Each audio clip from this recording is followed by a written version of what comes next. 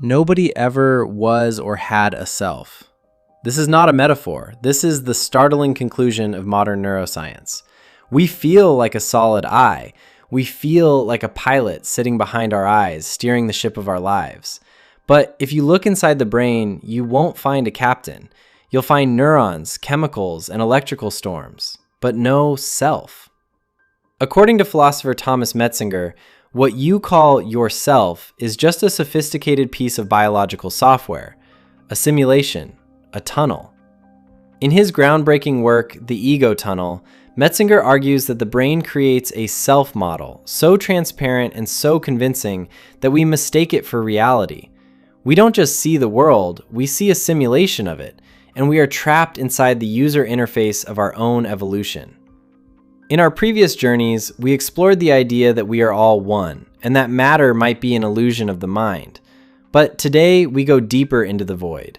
Today, we dismantle the individual. We will explore why you are a ghost in a machine that doesn't even exist. Welcome to the Ego Tunnel. Why does the self feel so real? If it's just a simulation, why can't we feel the gears turning?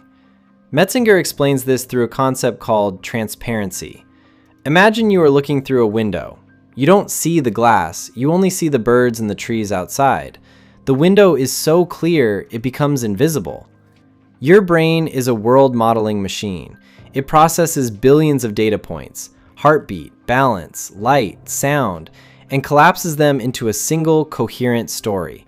I am here in this body experiencing this moment. But here's the catch. The brain is too fast for its own good. It doesn't show you the process of creating the self. It only shows you the result. The self is a feeling of a process, not a thing. Antonio Damasio. Because we cannot see the neural construction of our ego, we mistake the model for reality. We are like a pilot who has forgotten they are in a flight simulator, believing the digital sky is the only sky that ever existed. This is what Metzinger calls the phenomenal self-model. You are not the person reading these words. You are the internal representation of that person, generated by a biological computer that is trying to keep its organic shell from dying. This is the transparency trap. We cannot look at the simulation. We can only look through it. And as long as the window remains transparent, the eye feels like an undeniable truth. But what happens when the window starts to crack? Why would evolution go to such lengths to lie to us? Why create a self if there isn't one? The answer is simple and brutal: survival. Nature doesn't care about truth. It only cares about fitness. To survive in a world of predators and chaos, a biological organism needs a central point of reference. It needs an interface. Imagine a robot without a self model. If its arm is crushed, it simply records mechanical failure. But if you believe the arm is yours, if you feel the I is being threatened, you will fight, flee, and protect that body with desperate intensity.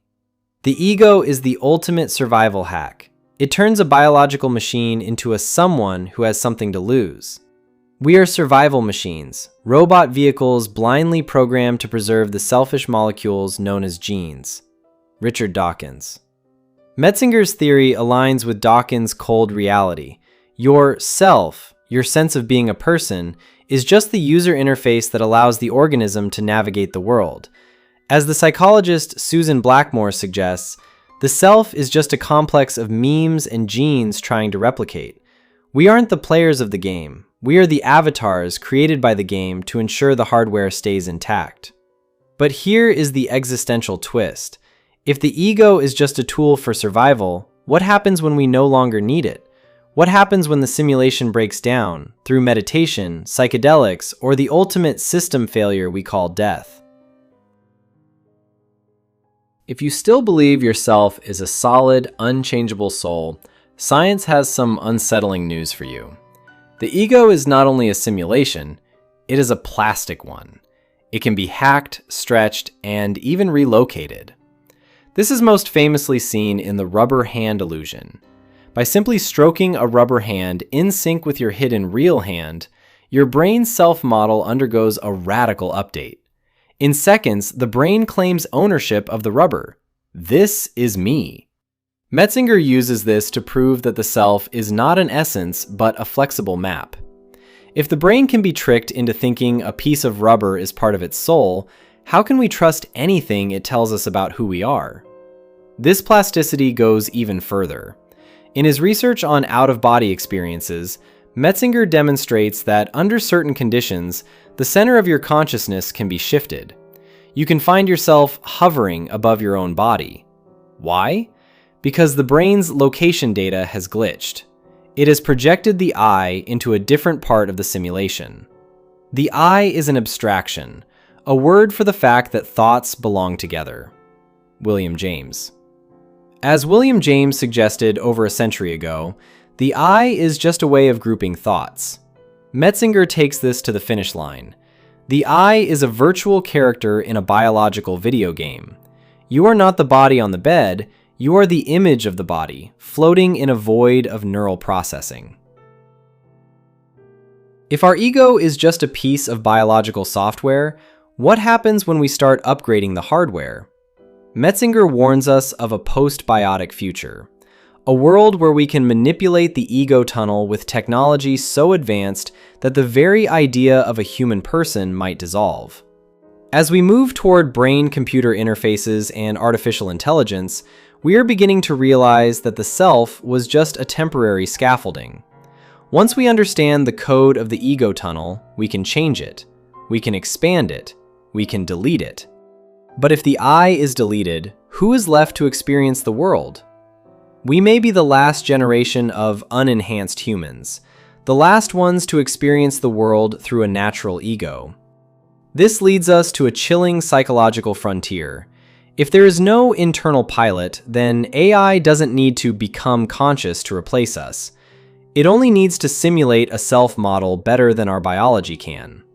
As we surrender our decisions to algorithms, the ego tunnel becomes a shared highway, a collective simulation where the individual is finally erased. We are approaching a point where the self is revealed as the ultimate disposable tool. We are transitioning from a world of some selves to a world of no selves. The tunnel is opening up into a vast, empty landscape where the passenger has finally left the vehicle. It is a hard truth to swallow. Your life is a story being told by a storyteller who doesn't exist. You are a shadow cast by a brain that is simply trying to keep its body alive. But within this cold, neurological fact, there is a hidden radical freedom. If there is no I to protect, then there is no I to be insulted, no I to be anxious, and no I to fail. When the ego tunnel collapses, the walls between you and the universe come down with it. As the philosopher Alan Watts famously said, "You are an aperture through which the universe is looking at and exploring itself." The self is not a thing, but a process. And once you realize this, you can stop trying to be someone and start being everything. We started this journey by realizing we are all one. We move through a world where matter is but a dream. And today, we discovered that even the dreamer is an illusion. You are not the passenger in the vehicle. You are the road, the car, and the destination itself. The next time you look in the mirror, don't look for a self. Look for the miracle of the simulation. You are a universe pretending to be a person, just for a little while. So keep playing the part, but never forget, you are the dream that dreamt itself into existence. The tunnel is now closing. In a few moments, you will put down your phone or walk away from your screen. The self-model your brain has updated during these minutes will begin to fade back into the mundane tasks of being you. But perhaps a small crack will remain in the glass. Perhaps you will realize that every fear, every pride, and every wall you've built around your ego is just a line of code in a biological simulation. And in that realization, you might find a silence that is louder than any identity. I won't thank you for watching this video, because according to everything we've just explored, there is no I to give thanks and no you to receive it. Instead, let's acknowledge the miracle of this moment. 2 points of consciousness, separated by space and time, temporarily synchronized within the same ego tunnel. Thank you for allowing this simulation to merge with yours. Thank you for being the space where these thoughts could exist for a brief flicker of time. If these ideas have altered your internal map, feel free to leave a trace of yourself in the comments. We are, after all, dreaming this together. Until the next update, stay awake.